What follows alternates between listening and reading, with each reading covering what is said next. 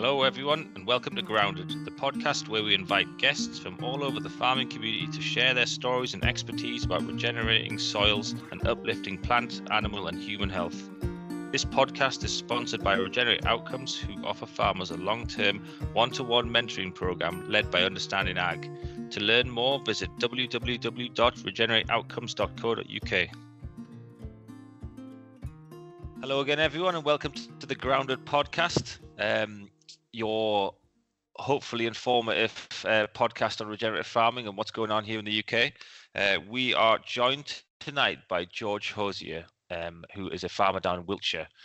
I have a great spiel here about what George has been up to, but unfortunately it's probably better if George just tells us straight away from the horse's mouth. So we're going to jump to George in a second. First of all, I'll welcome Kyle again, who's here with us. Hey Stu, how you doing today? I'm good, thanks Kyle. How are you?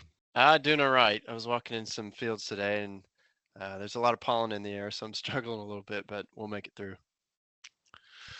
Probably the American is not used to our strong UK pollen's probably the problem with that. So weak genetics, I would say, Kyle, I'm afraid. Weak sinuses, I don't doubt That's it. the one. That's the one. So great. I'm glad you're here. Hopefully I'll not harass you too much if you're not feeling too good, but we'll jump straight to George here. George, thank you very much for joining us. Please tell us a little bit about yourself and what your background is. Well, Stu and Kyle, thanks very much for having me.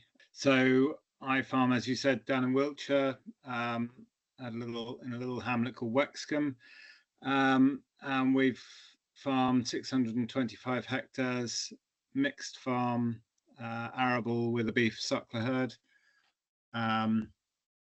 It's a family farm, which I farm in partnership with my parents and my wife, and we've been sort of doing things differently, I suppose, for about 10 years now. 10 years ago, sold all our cultivation equipment and moved down the zero tillage route. And as we started making that decision, I stuck my head down a very deep rabbit hole that is soil health. And I haven't come up for air yet.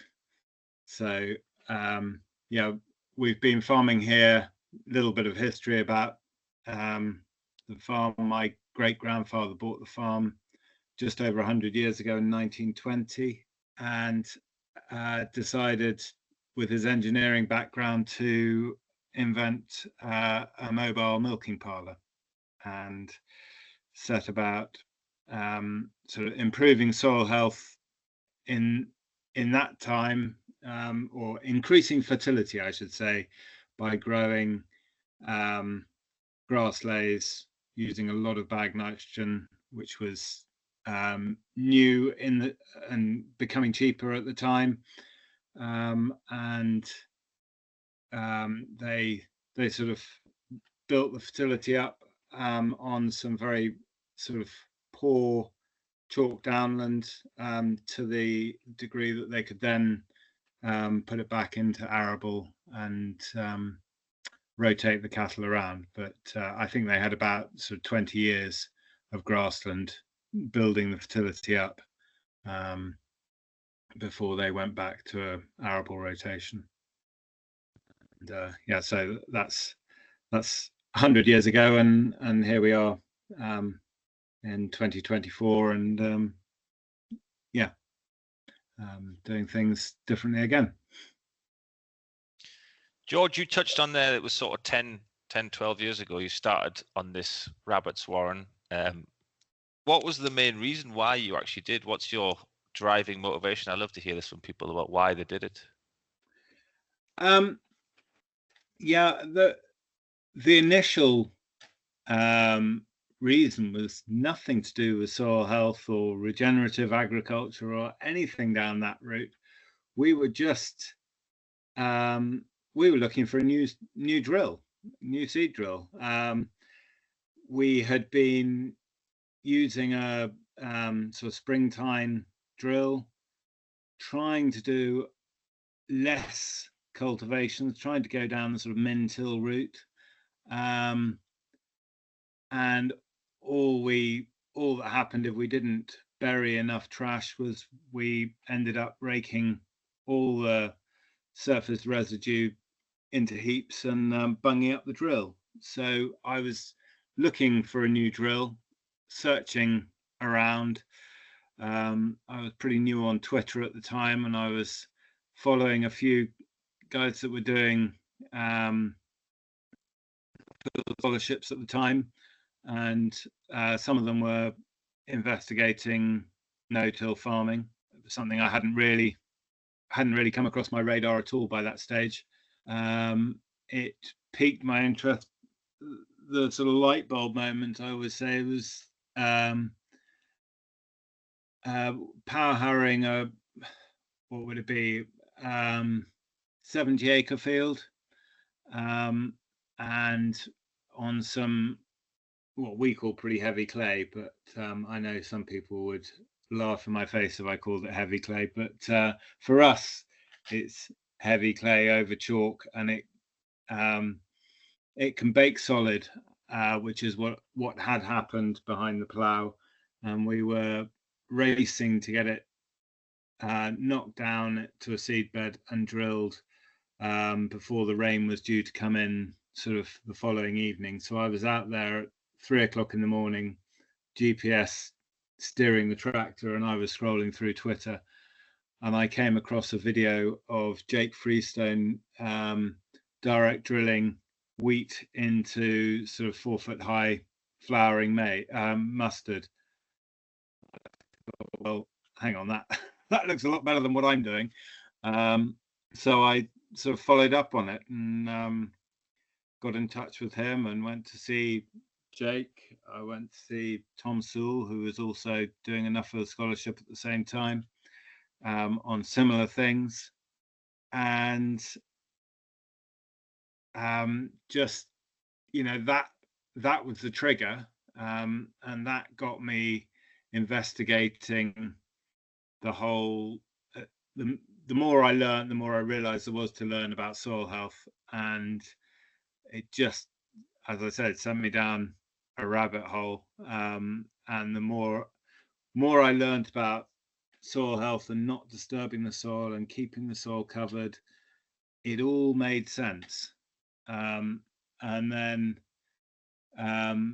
that, I think that was in the autumn of 2013, and by the autumn of 2014, I'd sort of decide pretty much. I think we'd ordered the drill by then, and James Alexander, who was going to build our UK version of the cross slot, came and did some contract drilling in September 2014, and we had about 3 days after drilling, and he'd done about half of our wheat acreage for that autumn, and the other half we'd done with our conventional system, and we had 2 fields side by side, both on quite a steep slope, and one had been done. They were both exactly the same space in the rotation. Both been oilseed rape, and both were going into a first wheat. And one field we'd done with our sort of pretty conventional system. We'd had top down, once over, twice through with the carrier, and then our drill, and then we rolled it. And the other field had the cross slot and a roller behind that. We then overnight had, I forget exactly, but it was somewhere in the region of 80 mil of rain. It was on the 18th of September. I can remember the date vividly.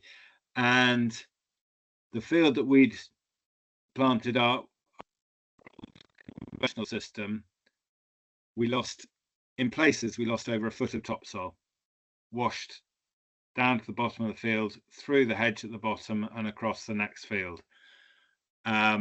Whereas in the next field, which is probably in places steeper than that, not a grain of soil moved. And for me, that was just complete vindication of our decision to go down the no-till route. The infiltration had obviously been better where we hadn't disturbed the soil. This soil armour from the oilseed rape chopped helm had all stayed there and slowed the water down. Everything that I'd read about no-till sort of was encompassed in that one freak event. And you know, we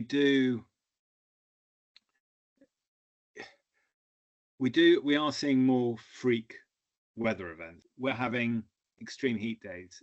We're having days of really heavy rainfall. I mean, that was the heaviest, that was the most rain we'd measured in a 24-hour period, and it actually fell in about 3 hours. And you know, that for me was that sort of wake up moment that actually, you know, if that's what climate change is going to be, we need to be as resilient to those sorts of events as possible. And so, yeah, that, as I say, that vindicated in my mind my decision, and made me more determined that we were going to make the no-till work and go forwards from there. George, you mentioned the drill there. Sorry, I think we just had a little bit of crackle on the line. Did you say it was a cross slot drill? Yes. So originally, back in 2013, 2014, well, I think we ordered the drill in about June of 2014. So the options were far fewer and further between than what they are now for a drill that would work in a direct or low disturbance direct drilling. I didn't like the idea of a lot of disturbance at drilling without having had a number of passes in front. I thought all you're going to do is create sort of weed infestation in the slot that you were moving. So I didn't like the idea of the Claydon or the, I think it was Sumo we trialed. So I wanted a low disturbance option, and in my mind, the only two options that I sort of really thought were worth looking at was the John Deere 750 and the cross slot. And the cross slot seemed to be the one that would probably get us out of trouble more. It probably was the most forgiving. And we've got a wide variety of soil types on the farm. I needed a drill that worked in all conditions, and the cross slot seemed to be that one. The downside of the cross slot, obviously, is the horsepower requirement. So we were pulling that 5 meter cross slot drill with nearly 400 horsepower, and on some of our banks we were pushing that tractor to its limits, and so after about 6 years we made a decision to change the drill, and we're now using a John Deere 750 and pulling it with 250 horsepower. So we've sort of reduced our horsepower on the farm quite remarkably. So in hindsight, do you think you could have gone straight to the John Deere 750A, or do you think you had to earn the right to get to that far with the cross slot, or was it just what happened? It's worked out pretty well. I think it's worked out pretty well. I think a better farmer than me could have got away with a 750, and possibly if I was doing it again now, maybe I'd have, rather than going from a rotational ploughing system and a sort of high intensity non-inversion tillage directly into no-till, I probably could have got away with going more to a sort of maybe a John Deere 750 and a min-till system for a couple of years, just moving the top couple of inches, and then slowly reduce the cultivations. I think with hindsight, that's probably what I would do, rather than go for the Rolls Royce of no-till, which is the cross slot. I think, I don't think we'd have got away with going straight in with a 750. I think, that the sort of leg part of the that clamps onto the disc of the cross slot has a slight lifting action to it, and I think that really helped in those early years. George, it's not often that a Farmers Weekly article makes big waves across the country, but there's an article last year titled "Why Cultivation Equipment is Making a Comeback on Wiltshire Farm," and I can't tell you how many people mentioned that. Could you just explain what that decision was about and why you made that decision? In my mind, I'm slightly conflicted about the over-reliance of my system on glyphosate. I don't think there's a reason to use no glyphosate at all, but I just feel if God forbid glyphosate were banned tomorrow, we would be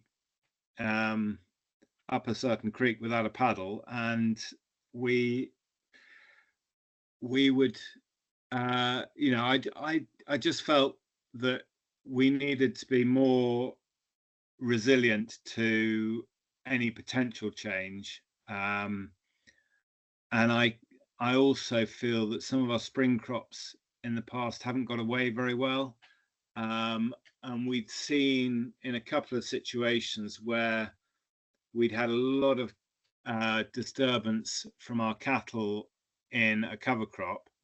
If part of the field had had disturbance and the other half hadn't had any disturbance, we were seeing the crop get away, the spring crop get away behind that quicker where there'd be more disturbance. To have that option and to do a few split field trials maybe of doing a bit of tillage on part of the farm, on part of the field, and not on other parts, and be able to monitor whether, what difference that made, but also to be able to have the ability to drop a part of glyphosate within our rotation, just gave us options. It was as much that it's not because I don't think the no-till works. I think it does. I think there's possibly an argument in places for a low disturbance subsoiler, particularly on the heavier ground, to be able to go in with that occasionally. But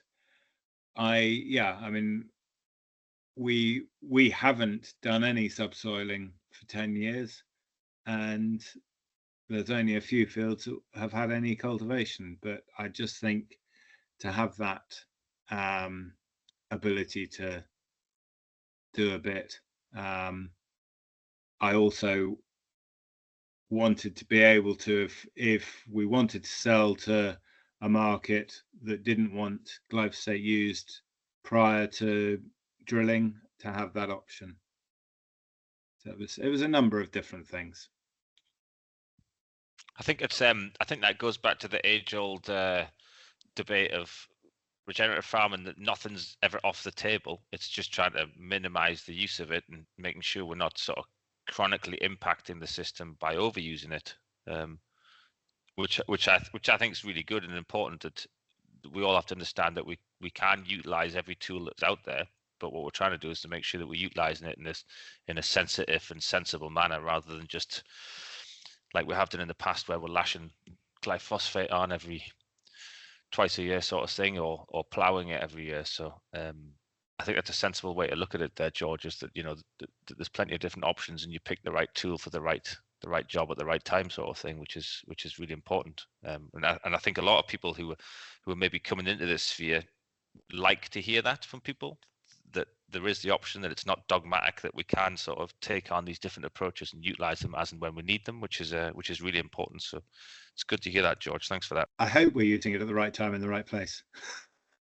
As long as the plough's not making an appearance again, George, that's the main thing. Although there's a really good debate rummaging at the minute about the plough or glyphosate, which is the right one to use. So it's maybe for a different day. That. Well, I think while we're on it, I don't think it's a question of the plough or glyphosate. I think it's more a question of the minimum amount of tillage you can get away with, or glyphosate.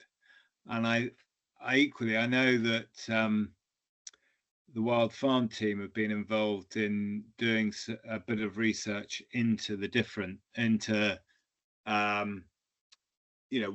which has more impact,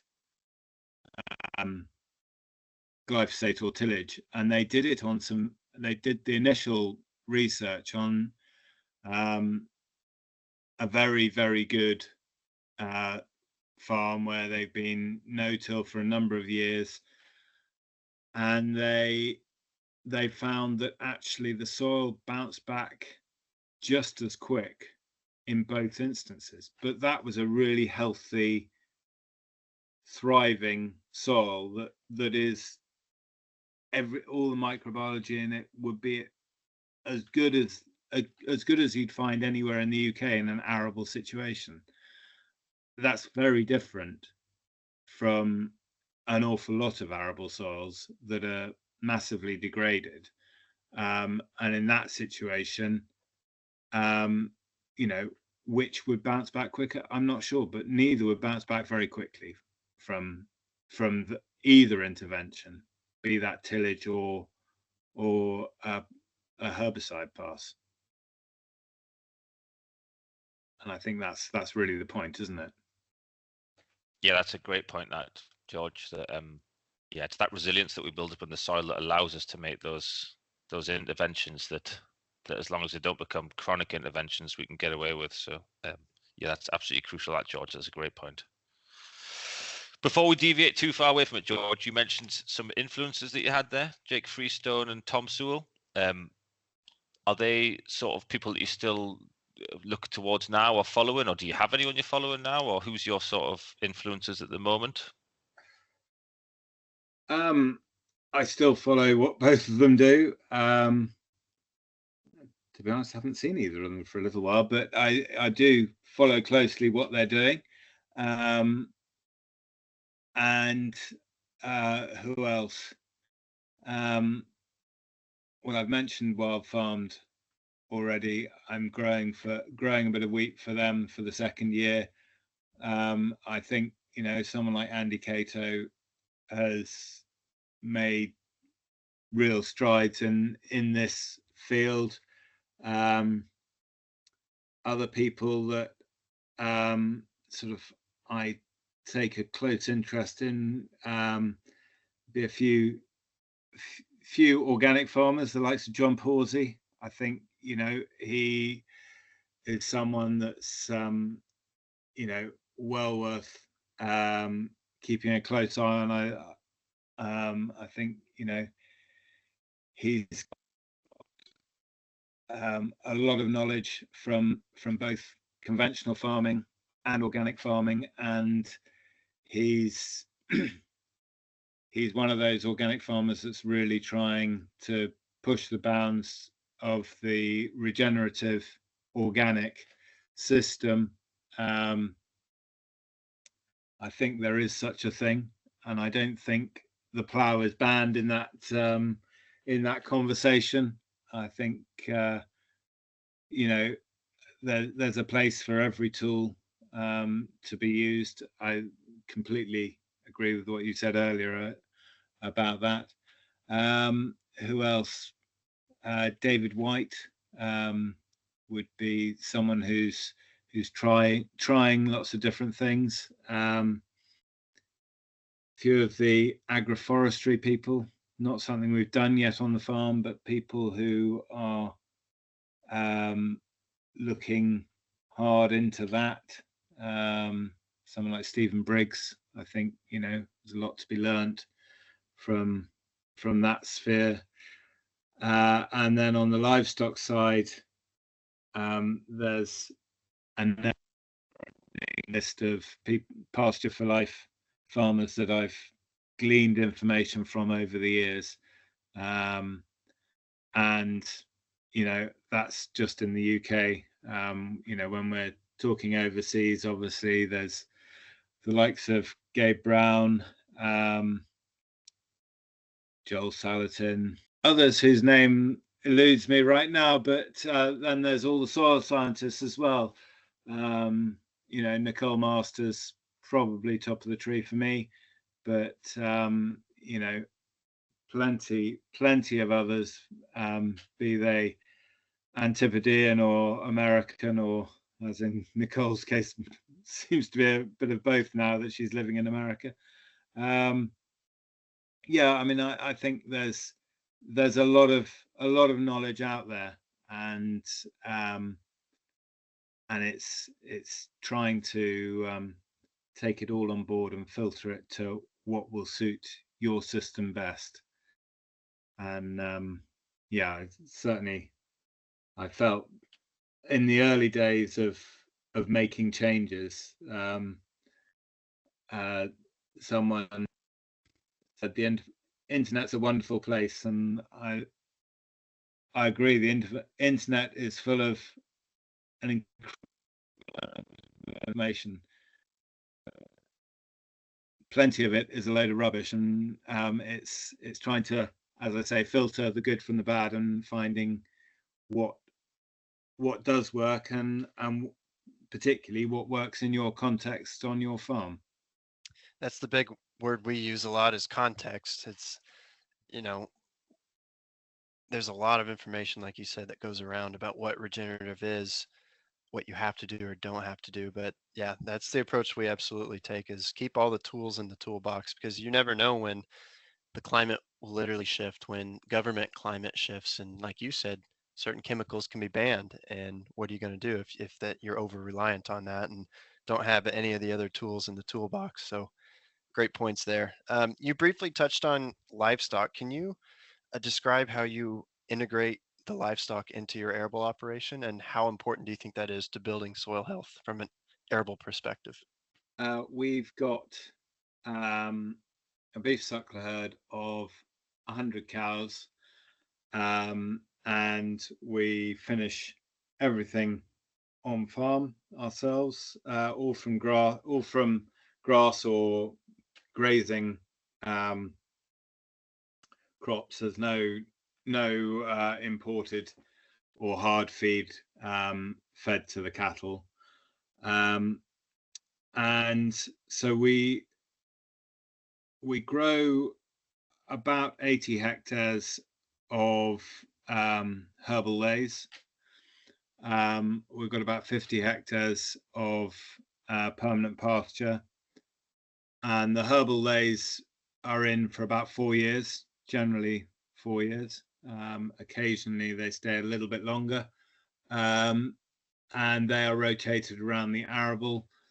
And then on the arable side, we're about 50% spring cropped, and all of that spring cropped area has a multi-species cover crop growing in it over winter, and we graze that with our cattle through the winter time. We're feeding bales of silage at the same time, but they're basically, the idea in a normal winter would be that they would graze about 50% of the above ground biomass of the cover crop, start a bit of the nutrient cycling process, and put a bit of fertility into the soil with the silage that we're moving around, and kickstarting the microbiology in the soil through the dung of the cattle. And so 50% of our arable acreage is grazed every year at some point. And then, as I say, we've got the herbal lays as well. So we're slowly getting livestock around, well, I suppose quite quickly getting livestock around the whole arable rotation. And you know, when we first started making changes 10 years ago, our cattle were set stocked. We had reduced our number of cows to 40. We housed them through the winter, calving in sort of January, February time, indoors, and we didn't feed much hard feed, but we fed a bit, and to finish the animals, and we basically had about 10 hectares of temporary grassland, and it was just the permanent pasture and that 10 hectares. So we were very much, the southern end of our farm was where the cattle were on the chalk downland, and the rest of the farm didn't see a cow ever, which was a big change from my great grandfather and grandfather's time, when the cattle were rotated around the whole farm. And yeah, I think, you know, we're seeing the benefits now by going back to getting cattle across the whole arable acreage. George, just tell us a bit about what it was like when there was no cattle running over that arable land year to year. I experimented with it a while back, and I was quite shocked at how quickly the soil sort of deteriorated without the livestock and the constant high conventional inputs and stuff like that. And I just wondered, obviously your would be a much longer time period than that. I just wondered what your sort of effects you saw with that was.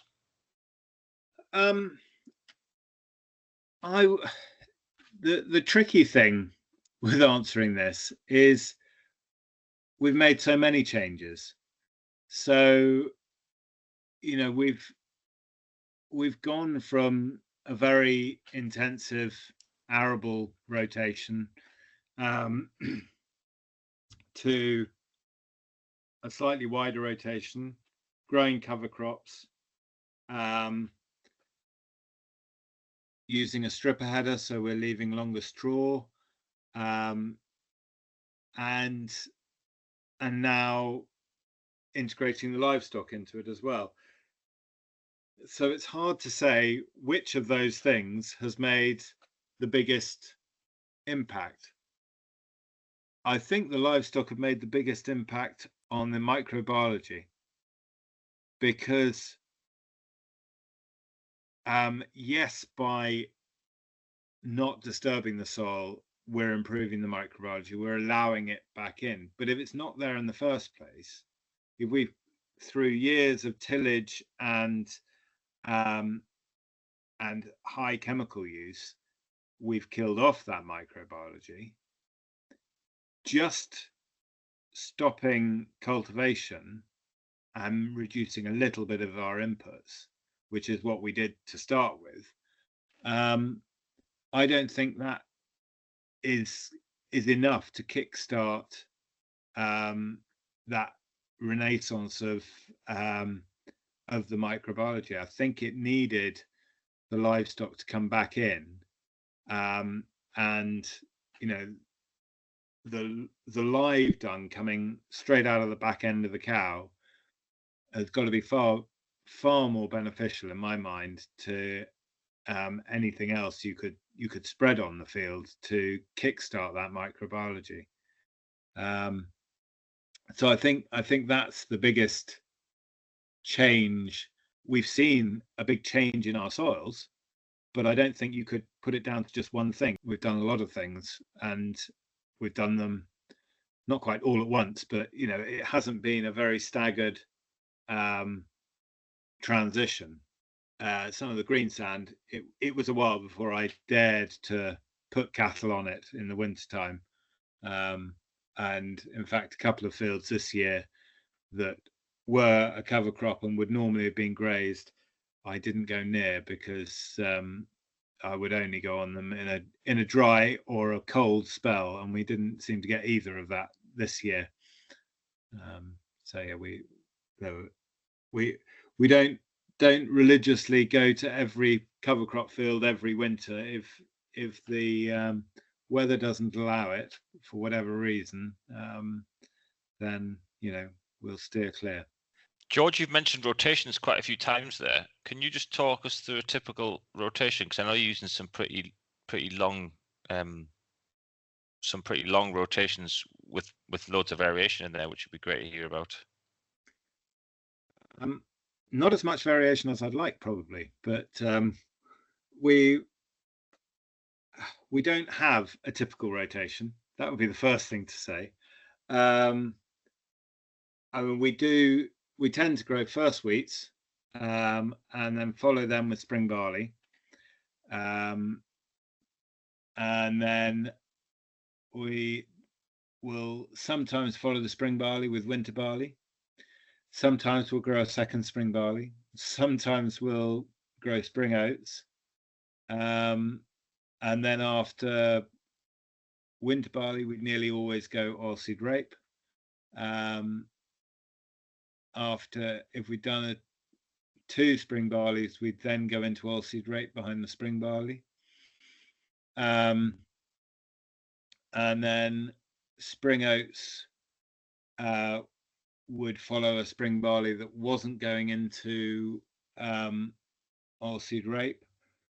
And then we go back to wheat after the spring oats. And occasionally we dabble with peas indeed as a spring crop. And now we're growing wheat and beans for wild farmed as a sort of companion crop. And this year we've got some spring wheat and peas again for wild farmed. And I think the companion or bi-cropping offers something a bit different. There definitely seems to be a bit of weed suppression by having the 2 different species in the ground at the same time. One other field we've got this year is for the second year we've managed to keep an understory of white clover. So last year our wheat and beans that we grew for wild farmed had a white clover understory, which we managed to create by spraying off one of our very early herbal lays, which didn't have many herbs. It was mainly just clovers and grasses, and by judicious use of glyphosate, we managed to kill off the grass but not the clover. So at the moment we've got a field of spring wheat with the clover understory, which is looking fantastic. So yes, that's sort of a rambling of our rotation, I suppose. And yeah, I mean, I just think we are incredibly flexible about what we grow and where we grow it. And it gives us options having the cattle, because If we have a field that's getting away from us, be it from a blackgrass point of view or whatever other weed that it might be that's causing us a problem, we've got the option of putting it into a herbal ley, or we did in one instance a couple of years ago, we had a field of wheat with really bad blackgrass, and I didn't want to put it into a herbal ley because it was too big a field for. We didn't need that much acreage of herbal ley going in that autumn, so we whole crop silaged it in late May, early June, and then we planted a cover crop, multi-species cover crop in there in late June, early July, which did really well. It was about sort of 5 foot tall, maybe a little bit more in places when we drilled it in September. We hadn't grazed it, and I think in this instance, I think that was a benefit, because that field, we're 3 years on now from that operation, and we are still clean from a blackgrass point of view in that field. So it's been a real reset button that we've pressed on that field and got rid of a major blackgrass problem, and saved ourselves a lot of money going forwards. But it was a big cash flow hit in the year that we wrote off a field of wheat. Yes, we got some very high value whole crop silage to feed to our cattle, but we went without a crop that we probably made the decision before any fungicides were put on, if I remember rightly. But yeah, I mean, it had a full blackgrass control, and all the inputs up until sort of April time, I think, when we made the decision that we were going to whole crop it. So it's one of those things. George, if you don't mind me jumping in on that, then. So this is a debate that goes around sometimes of, how much does it cost to control blackgrass, and like you've just said there, the financial hit that you take for trying to control it in this manner. But then on the flip side of that, there's the argument of what's the cost of not controlling blackgrass, or sort of, or chemically controlling it, as it were, or trying to do it in a plough-based system or something like that. So you sat on both sides of the fence there. Was it worth doing that now, a few years down the line, to make that sacrifice to sort of save those pennies further down the line, or would you still be sitting on the fence saying you're not sure? I think it was worth it, given where we're at now. I haven't done it again, but that's mainly because I haven't had the same situation again. I've got a field of wheat that I'm growing for wild farmed, and the beans didn't come very well in it. The wheat was a little bit open, and the blackgrass is not great. But it's a field that, before I drilled it, was already earmarked to go into a herbal ley next year. So I'm living with that seed return for this year. It might stay in a herbal ley for 5 years rather than 4, partly because of the blackgrass, and partly because it's bang in the middle of the farm, right by one of our handling yards. so it's a convenient field to have in grass. And despite being a convenient field to have in grass, it's one we haven't had in grass for a very long time. So I think, you know, it will benefit from being down to grass for a little bit longer. So you know, that's putting into context my decision to not whole crop side the field, which if it was a field that was not going to go into grass, I would definitely, given the situation and the way it looks at the moment, it would be in round bales by now. Thanks for sharing that, George. I just wonder, are there any other positives or benefits you've noticed as you've gone down the regenerative path that could be a reduction of a certain input or anything of that nature? We made the decision to cut out insecticides.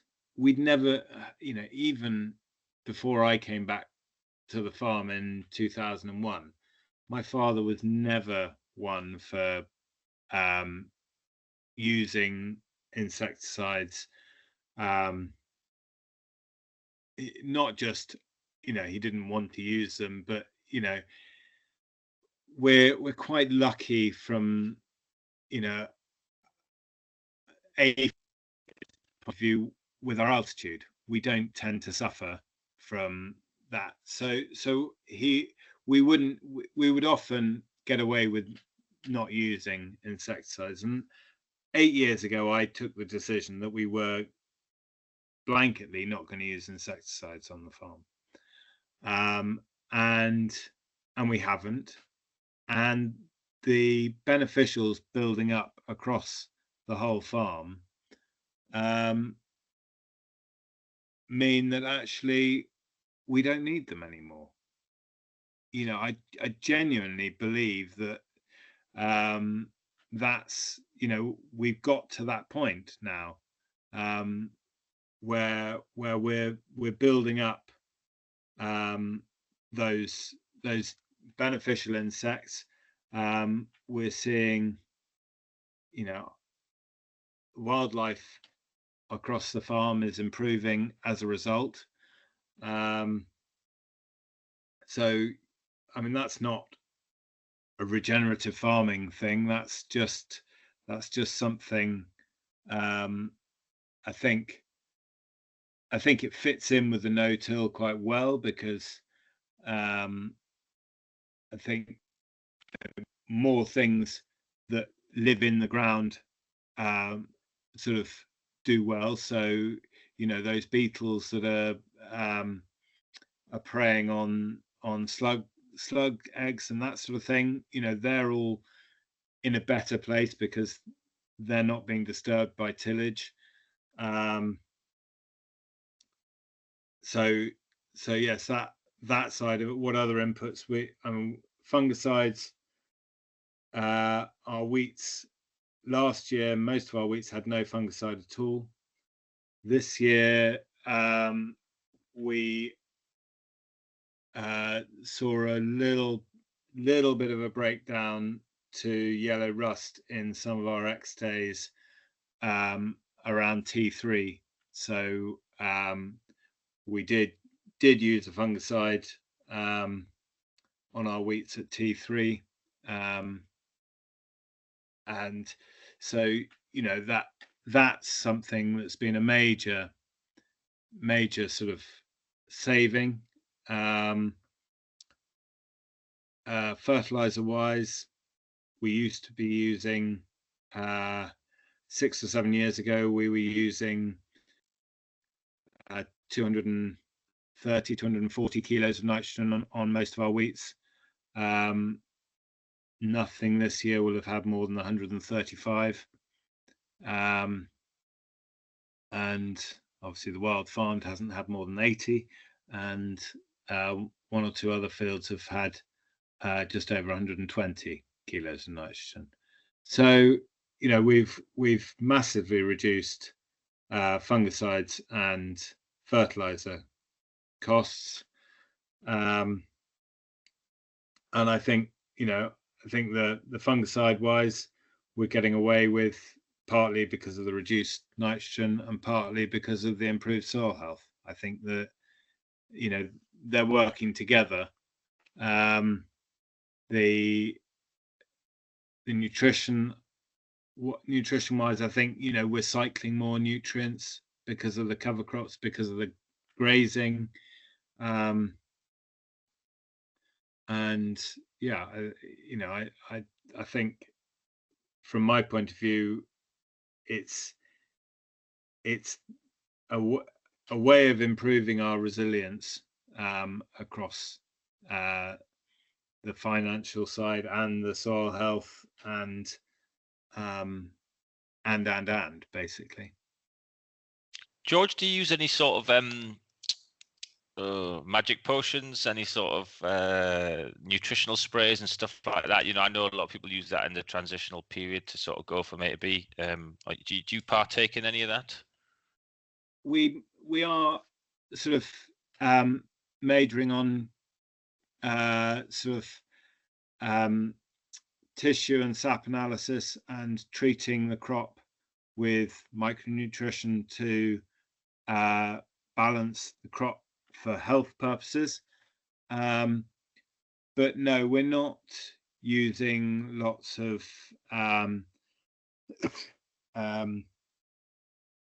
compost teas or compost extracts or anything like that. We have in the past used some sort of bacteria that we've brewed up and put down the spout with the seed, which I think has some beneficial effect. I'm planning this autumn to do a few split field trials on that, because I've just done it on the odd field and not really been able to monitor what effect it's had. So I'd quite like to do a few split fields, which will make me very unpopular with the drill man, but I've just got to be organized so I can make it happen, making his life easy. So yeah, it's something. I think there's a place for it, but I think we need to be judicial about how we go about investigating in our own situation what works for us and what doesn't. I think you're absolutely right about that. As a producer, you need to be testing what you're doing. If it's a new product or any kind of new technique that you're going to be using, we really encourage that you do some split trials to understand what that effect of that product was. Oftentimes a producer will just apply that product, and then if you get a good response, then they just believe, oh, this product works. But it could have been the season, it could have been the proper rainfall, sunshine, that kind of thing. So yeah, for everyone listening out there, we really recommend you do split trials like George is doing to find what various products do, including adding biology to the seed, which is a real hot topic at the moment. George, what's one thing you wish you knew when you started out farming? So if somebody's listening, they're thinking, I agree, I want to get to where George is at, but it's that first step from getting from A to B that's often the hardest. What advice would you have for them, or a young George Hosier as he was starting out 10 years ago? Well, I think the obvious one is soil is alive. It's not just architecture to stand your crops up in, which is certainly what I viewed soil as 15, 20 years ago. I mean, to understand the soil food web and how it benefits the plants and how the plants benefit it, and all the interactions that go on in the rhizosphere. I think that would be the biggest thing I would concentrate on if starting out in agriculture now. Practical things. Cows like to move. We haven't talked about cattle very much today, actually. So I'll finish. I'll go on to that.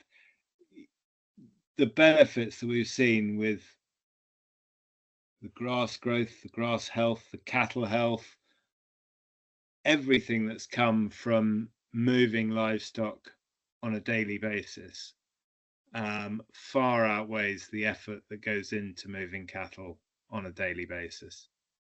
The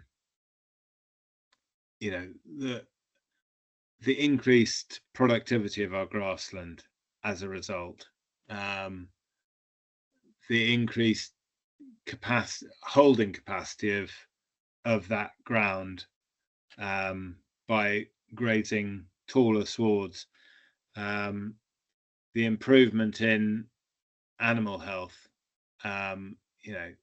just off the scale, how healthy they are, how calm they are, how easy they are to handle because you move them on a daily basis.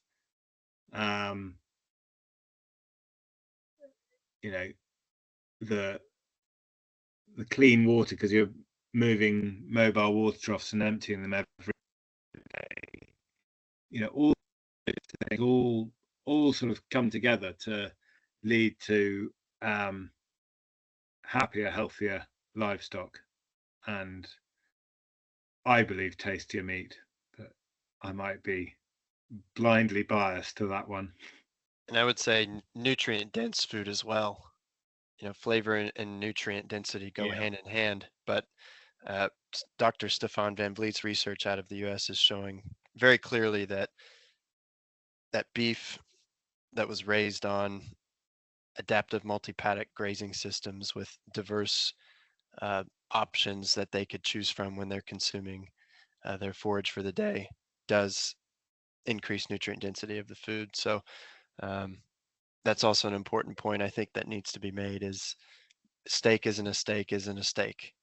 The steak that you're producing is more than likely much more nutrient dense than the CAFO industrially fed finished cattle. George, you've mentioned quite a few times about wild farmed here. So for anyone who's not in the know about this, can you talk us through a bit about what it is, why you got involved, what drove you to think it was a good idea to be involved? Just anything you want to talk about with that, because it sounds like a really good project, and I think more people need to hear about it. So yeah, well, to be honest, it completely aligns with my ethos to farming. It's all about reducing inputs and producing nutrient-dense food, which supports the environment. So those that don't know, Andy Cato, who was half of Groove Armada, a sort of dance band, he bought a farm in France and sort of stuck his head down a similar rabbit hole to me, I think, and got into soil health and how improved soil health improves the quality of the food that you produce on that soil. And he developed a system for farming with massively reduced inputs, reduced cultivations. He was sort of pasture cropping, so growing wheat in a permanent grass or clover understory that he was then inter-row mowing, I think, a little bit, growing on sort of wide row spacings, and he then moved back to the UK, I think with the idea of trying to develop the pasture cropping here, which in our milder and wetter climate, I think is a real challenge. So at that point, I think they looked at another way to get diversity into the field with the wheat was growing a bicrop of wheat and beans, or wheat and peas, which also allows to reduce the amount of bag nitrogen put on, because you've got the legume in there as well. So the ethos of the growing is no icides, so no fungicides, no herbicides, no insecticides, from the moment the plant, the seed is in the ground. So you can create your stale seed bed with a chemical or a cultivator, whatever suits your system. But once the seed's in the ground, no killing of anything, basically. Only sort of only helping the plant's nutrition with the knowledge of the sap analysis to prove that what you need. And then there's a maximum of 80 kilos of nitrogen allowed to be applied to the crop. And the idea is to produce a milling wheat to go into a premium market. So they're selling now through Waitrose, so you can buy life-changing wild farmed bread and flour in Waitrose now. They're also supplying flour to a number of artisan bakers and to other chains such as Marks and Spencer's, Frank and Manca, Ask, Italian, and probably many more that I haven't got a clue of, but I know one of the people they supply is Manchester City Football Club. Apparently their manager saw something about wild farmed, was interested by it, and now they all eat wild farmed bread. So that's pretty cool.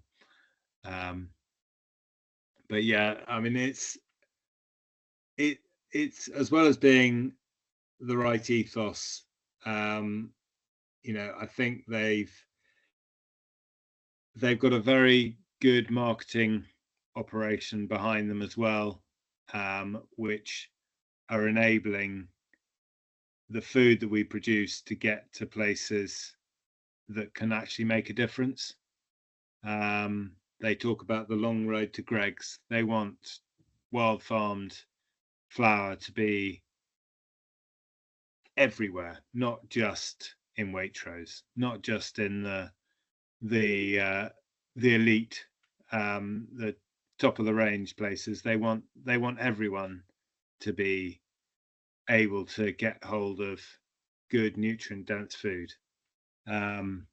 Obviously that then poses a problem of how we as farmers keep the premium that they're able to pay at the moment, because we're looking to produce around 6 tons to the hectare, 5.5, 6 tons to the hectare of wheat, and to be doing that you need a significant premium, which last year it was, and we did just about 6 tons per hectare of our wheat off the one field that we grew last year, and at £310 a ton, that was a good growth margin, because the inputs were significantly reduced on what a conventional system would use. George, that sounds really fascinating about that. So it's something that I think everyone needs to get the ears tuned into, to these opportunities for these premium prices, and done in a way that is in a sustainable and um, uh, friendly way with the environment as well. So I think it's really good that you've got involved in that, and hopefully a lot of other people will as well. One more question I do have for you, George, and I like to ask this is, you can feel free to say no to this. Do you want to tell us about your most memorable / enjoyable success that you've had throughout this whole journey of yours? But also, if we're going to talk about successes, let's hear about your biggest fail as well, if that's all right, because people like to hear about the fails just to give themselves a little morale boost if they're just starting out on this. So, if you can be generous enough to share those with us, that would be great. Thanks. I think most memorable success. I tell you what, it actually probably comes out of the biggest failure. So it's probably the field, and Carl knows because we stood in it the other day. It's a field right outside my house. It's the field that we talked about earlier, where we had it absolutely infested with blackgrass, and we whole crop silaged it, put it into a summer cover. We had 2 broods of grey partridge fledged. We captured huge amounts of nitrogen with our cover crop, and we seem, touch wood, to have knocked the blackgrass well into the long grass in touch for good in that field. So the failure being that we let blackgrass get away from us, and the success being that we've now got on top of it, and you know, it was just a pleasure to live next to. Well, once we got rid of the silage off the field, and we could stop looking back at the failure, we were then looking forward at success. And yeah, I mean, there are many things that have made me smile in the last 10 years about farming, and a few that maybe not quite made me cry, though last winter I think we came pretty close to it with the weather. But yeah, I mean, it's a far more interesting type of farming than just setting out your T0, T1, T3, T2, T3, possibly even a T4 in April before you just follow that prescription through to harvest. Whereas now, taking a bricks test or doing an infiltration test that disappears in, what was it, Kyle? Just 9 seconds, I think we had an inch of water disappear in that field that we were just talking about. It's all more interesting than what we used to do. Yeah, George, I totally agree. Agriculture, it becomes so much fun when you look at it from the biological perspective and the ecological perspective, rather than just the chemical and the physical.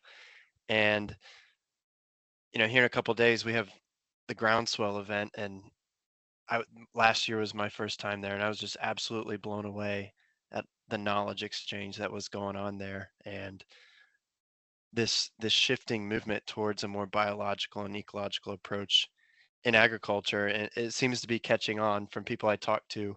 The first groundswell was just a couple tents, a few people, and now it's this huge event, and that's really exciting for me to see. And I know Stu and I will be leading a farm walk on Wednesday, I think at 11 a.m.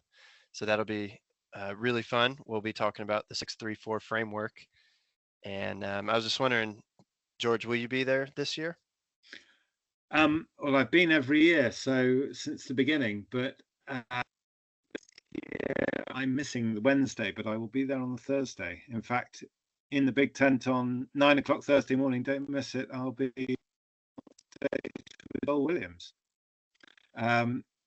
So Joel Williams is leading a talk on first principles of regenerative agriculture, and he's got 2 farmers with him, and I'm not quite sure, but Ed Horton and myself are going to be his guinea pigs or sidekicks, or however it turns out to be. But yes, no, I'll be there on the Thursday and really looking forward to it. Excellent. I'll try and get along to see that, George, because that'll be brilliant to see you guys up on stage there. Is Joel Williams one of the people that you follow a bit or listen to? Yeah, I certainly I remember hearing him sort of quite early on. I went to I think it was an AHDB farmer meeting at an Oxfordshire farm, and he was talking about folio nutrition back then, and his massively deep dive into nitrogen applications, and rather blew my mind. But I'm looking forward to catching up with him again and being on stage. So yeah, that'll be good. And catching up with lots of other like-minded people, as with every year at Groundswell. With your extensive knowledge, George, and with the modern world that we live in, where we can literally watch back every seminar that's ever gone on there, is there any memorable ones that you want to just give a little plug to for people to jump into if they ever get that chance or the time? I know that's a huge question. Sorry about that, but you sprung that one on me. I wasn't expecting that. I can't think of anything off the top of my head, Stu. I think rather than getting too in depth in any of those, if you're ever sort of questioning the whole ethos of regenerative, or whatever you might want to call this type of farming, I do think that some of the films that have come out, Kiss the Ground, 6 Inches of Soil, I thought was brilliant. I saw that a couple of weeks ago, and The Biggest Little Farm, another American one. But some of those films, and the Carbon Cowboys, that series, I think that's absolutely brilliant and really inspiring to watch and just remind yourself what it's all about. So I think rather than recommending a real deep dive into some really nerdy soil science, which I really enjoy, but they're not for everyone. I think those few films just do just sort of get you back in the mood if things aren't going quite right. I totally agree with you. And Peter Bick, who directed and produced the Soil Carbon Cowboys, he actually has come out with another documentary called Roots So Deep You Can See the Devil Down There, and it's premiering here in the UK the week of Groundswell, I believe. And Peter Bick will actually be at the Groundswell event for anyone listening if they want to meet him and talk to him and learn about it. But Roots So Deep is actually a really amazing 4-part documentary, a docu-series, I guess you'd call it, about the benefits of adaptive multi-paddock grazing. They took 5 pairs of farms right next to each other, neighboring, same soil type, but the only difference was the way they managed their livestock. And they did extensive scientific testing on the soil for 10 years. And so it's a really cool documentary, and it not only shows the scientific side of things, but the social side of things. They get the neighbors to talk to each other, and it's a really, really cool series. But for anybody at Groundswell, they want to meet him, Peter Bick, he will be there. Fantastic. Look forward to that. All right, I think that just about wraps it up there, guys. That's been really fantastic having you on tonight, George. So thanks very much for that. It's been really eye-opening, and it's been really good to hear you talk about there with a bit of honesty, a bit of enthusiasm for it, and it's just really good to hear from a proper farmer who's getting into it. So thanks very much for that, George. Oh well, thank you for having me on. It's been good fun. Right, well that's it then for us. So hopefully you'll catch us either at Groundswell or you will hear us again on the next podcast. So until then, thanks very much, everyone.